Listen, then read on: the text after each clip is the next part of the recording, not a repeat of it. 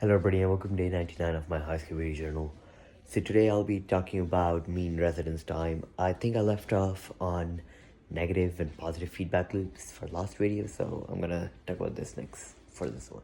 So what is mean residence time? Well, before I talk about the formula, what mean residence time really means is how much an object will stay in a pool being just the total amount of something in a system meaning just one place. Let me give you an example, and I'll also further define what pools and systems. So let's say that you have a bucket, and the bucket's full with 10 liters of water. Now that 10 liters of water, that's your pool. That's like the total amount of water in that bucket, so that's your pool.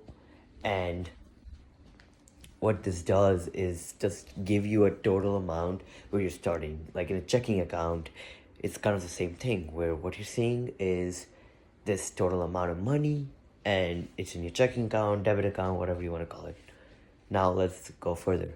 First of all, before I do anything else, mean residence time is only be able to use in a steady state system. Now, what is that, you may be asking? Well, a steady state system is when your inputs and outputs are in balance. Let me give an example. So, with the bucket has 10 liters, and let's say that there's a hole in your bucket and 1 liter is flowing out per minute. Well, that's your output because you're losing a liter of water every minute. But to combat that, you've turned on a faucet which is pumping in 1 liter per minute. So it's a steady state system because for every liter out, a liter comes in. For every liter that comes in, a liter comes out. Now, let's further go on this track, I guess.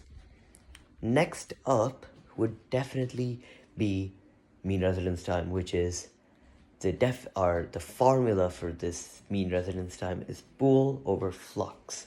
Flux are your input output. Now, many people think that, hey, do I do the input, do I do the output? Well, it doesn't really make a difference. Why? Because if it's just in a steady state system, so 1 liter is going in, 1 liter is going out. It's the same exact thing. There is no difference. So you can choose anything. And this will show you how much this exact amount is going to stay. So pool, which are 10 liters, and 1 liter out or in, so it's going to be 10. Our mean residence time is 10. Now this can mean that 10 milliliters are coming out or staying in. It can mean anything. Now of course this isn't exact, this is just an average you're seeing. This is not something where you're heavily focused on trying to understand that at this exact second will be 10 milliliters coming out. No, this is an average. Out of your average flux, you're seeing that around 10 milliliters are staying in or staying out. That's it for today, guys. I'll see you tomorrow.